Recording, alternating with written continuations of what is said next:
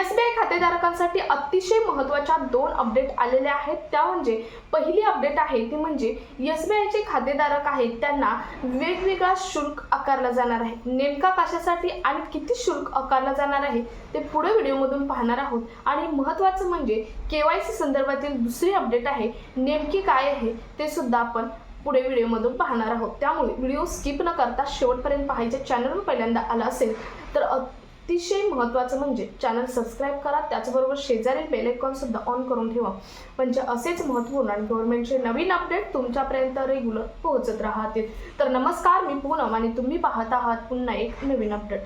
तर नेमकी अपडेट काय आलेले आहे, कोणत्या 2 अपडेट आलेल्या आहेत त्या आपण डिटेलमध्ये पाहूयात।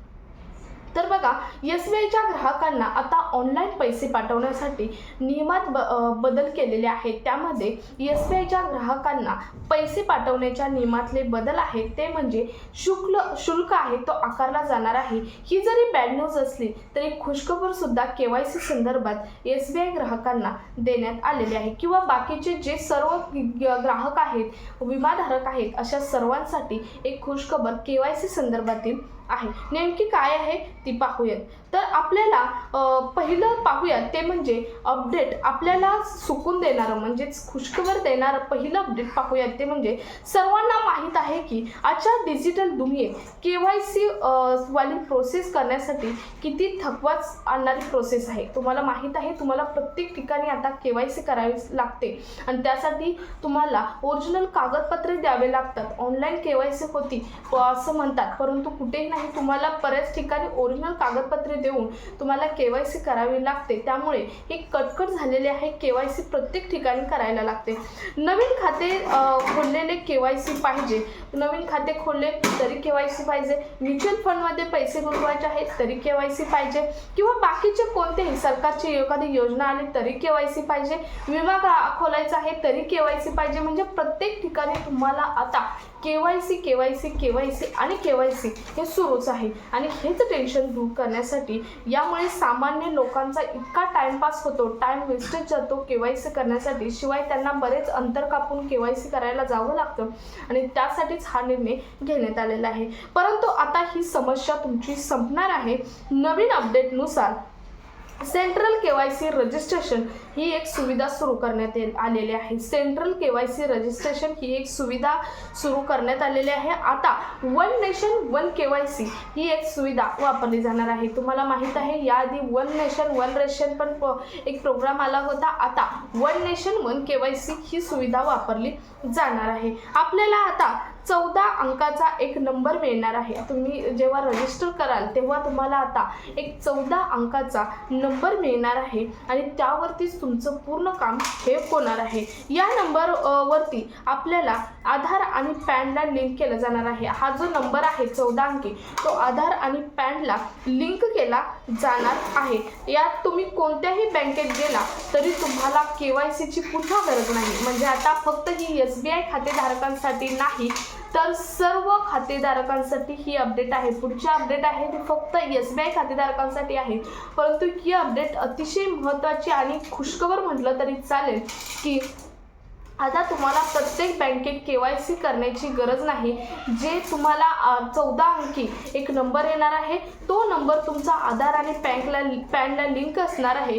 जेव्हा तुम्ही कुठेही जाल तुम्हाला केवायसी बद्दल विचारतील, किंवा काही तुम्हाला प्रोसेस करायची असेल ऑनलाईन तर केवायसी बद्दल विचारतील, तेव्हा तुम्हाला हा 14 अंकी नंबर असेल पुरेसा आहे। तुम्हाला दुसरी कोणतीही कागदपत्र देण्याची गरज ही भासणार नाही। यामध्ये बघा, आणि आपली सर्व इन्फॉर्मेशन त्यांच्याजवळ येणार आहे। म्हणजे तुम्ही जेव्हा तो 14 अंकी नंबर द्याल तेव्हा तुमची सर्व इन्फॉर्मेशन त्यांच्याजवळ येणार आहे। याचा फायदा एका ठिकाणावरून, याचा फायदा नेमका कोणाला जास्त होणार, सर्वांनाच होणार आहे, परंतु नेमका कोणाला जास्त होणार आहे, समजा एखादी व्यक्ती एका ठिकाणावरून दुसऱ्या ठिकाणी, म्हणजे एखादी समजा व्यक्ती दिल्लीतून मुंबईला राहायला आली तर तिला सर्व चेंज करावं लागतं, म्हणजे पत्ता चेंज करावा लागतो किंवा सर्वच चेंज करावं लागतं। तर अशा व्यक्तीला व्यक्तीला एकच फायदा होणार आहे की तिचा पत्ता असेल किंवा बाकी सर्व गोष्टी या आपोआप या 14 अंकी नंबरमुळे चेंज होणार आहेत. त्यांना चेंज करण्याची गरज नाही, तर या गोष्टी सर्व आपोआप चेंज या होणार आहेत. अतिशय महत्त्वाची ही अपडेट आहे. खुशखबर म्हटलं तरी चालेल. सर्व खातेधारकांसाठी, सर्व बँकांच्या खातेधारकांसाठी अतिशय महत्त्वाची ही अपडेट आहे. त्यानंतरची अपडेट आहे ती म्हणजे SBI बँकेचे जे खातेधारक आहेत त्यांच्यासाठी अपडेट आहे. ही जरा बॅड न्यूज आहे, परंतु त्यांच्यासाठी ही बॅड न्यूज जरी असली तरी अपडेट आणि नवीन अपडेट आहे, त्यामुळे समजून घेणं हे अतिशय महत्त्वाचं आहे. तर नेमकी काय अपडेट आहे बघा. तर SBI खातेधारकांसाठी दुसरी खबर जरी चिंताजनक असली तरी अतिशय महत्त्वाची आहे. ती म्हणजे जर आपण SBI तर्फे IMPS म्हणजेच इमिडिएट पेमेंट सर्व्हिसचा वापर करत आहात तर तुमच्यासाठी अतिशय महत्त्वाचे अपडेट आहे. IMPS आता तुम्हाला माहीत आहे नेट बँकिंगमध्ये 3 ते 4 ऑप्शन असतात. IMPS असते, नेफ्टी असते, त्यानंतर RTGS ऑप्शन असतं. असे 3 ते 4 ऑप्शन असतात जे तुम्हाला पैसे पाठवण्यासाठी ऑप्शन दिलेले असतात. या ऑप्शनमध्ये सगळ्यात इमिडिएट म्हणजे विदिन सेकंदात पैसे कोणताही प्रॉब्लेम न येता ट्रान्सफर होणारे पैसे ते आहेत ते म्हणजे IMPS मधून ट्रान्सफर होतात आणि यावरतीच SBIने नवीन नियम लावलेला आहे. SBIने IMPS ट्रान्झॅक्शनवरती सर्व्हिस चार्जेस लावण्याचा निर्णय घेतलेला आहे. म्हणजे SBIने बघा IMPS मधून जेव्हा तुम्ही पैसे पाठवता तेव्हा तुमच्यावरती सर्व्हिस चार्जेस लागणार आहेत. आता हे सर्व्हिस चार्जेस वेगवेगळे लागणार आहेत. म्हणजे तुम्ही किती पैसे पाठवणार आहात त्याच्यावरती हे ठरणार आहे की सर्व्हिस चार्जेस हे नेमके किती लावायचे. म्हणजे तुम्ही 1000 पाठवणार आहात तर किती लागणार, 2000 पाठवणार आहात तर किती लागणार, 50,000 लाख रुपये पाठवणार आहात तर तुम्हाला वेगवेगळ्या प्रकारचे चार्जेस हे लावले जाणार आहे. त्यातील अतिशय महत्त्वाचे अपडेट म्हणजे नेफ्टी असेल आणि किंवा नेफ्टी असेल किंवा RTGS असेल या ज्या ऑप्शन त्यांना ऑप्शनल दिलेले आहेत, परंतु यामधून सुद्धा तुम्ही पैसे पाठवू शकता. यावरती मात्र तुम्हाला कोणताही शुल्क आहे तो आकारला जाणार नाही. परंतु तुम्हाला IMPS मधून जर पैसे पाठवायचे असेल तर शुल्क हा आकारला जाणार आहे. आता यातही एक चुकून म्हणजे IMPS मधून पैसे पाठवताना जर तुम्ही 1000 रुपयेपेक्षा कमी अमाऊंट जर पाठवणार असाल तर तुम्हाला शुल्क हा लागणार नाही.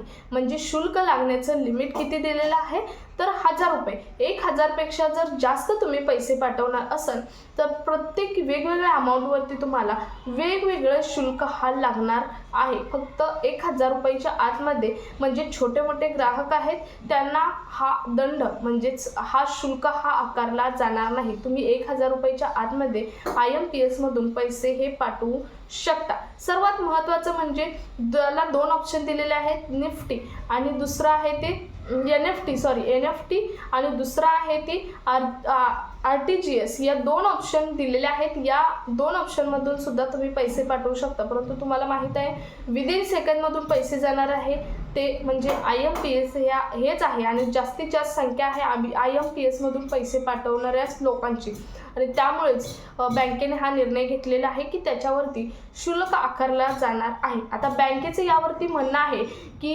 आत्ताच्या डिजिटल दुनियेत आणि फ्रॉड होण्यापासून वाचवण्यासाठी आम्ही ही प्रोसेस राबवत आहोत. परंतु ग्राहकांचं म्हणणं आहे की या प्रोसेसची यासाठी काही गरज नाही. महत्त्वाचं म्हणजे ऑनलाईन पैसे ट्रान्सफर करणं किंवा बाकीच्या गोष्टी करण्यासाठी पूर्णपणे मोफत सुविधा दिल्या पाहिजेत. कोणताही शुल्क आकारला जाणार नाही. तुम्ही आता म्हणाल बऱ्याच वेळा ATM पैसे काढतात, पैसे टाकतात, ही सुविधा आहे. बऱ्याच जणांना माहीत नाही की ही सुविधा सुद्धा तुमची पैशानंच आहे. म्हणजे दरवर्षी तुमचे ATMचे पैसे सुद्धा कट केले जातात. काही जणांना माहीत नाही आपोआप बँक खात्यातून कट होतात.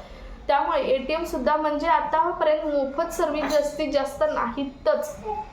आणि त्यातल्या त्यात SBI ग्राहकांना हा मोठा SBIने धक्काच दिलेला आहे. कारण आता ऑनलाईन पैसे पाठवणाऱ्यांची संख्या खूप आहे. अगदी 5-5 मिनिटाला व्यवहार करणाऱ्यांची संख्या सुद्धा खूप आहे आणि त्यात SBIने हा निर्णय घेतल्यामुळे ग्राहकांमध्ये कुठेतरी नाराजी व्यक्त होत आहे. तुमचे यावरती काय मत आहे कमेंटमध्ये जरूर सांगू शकता. हा व्हिडिओ जर जास्तीत जास्त ग्राहकांपर्यंत शेअर करा. भेटूया पुढच्या एका नवीन अपडेट सोबत. तोपर्यंत धन्यवाद.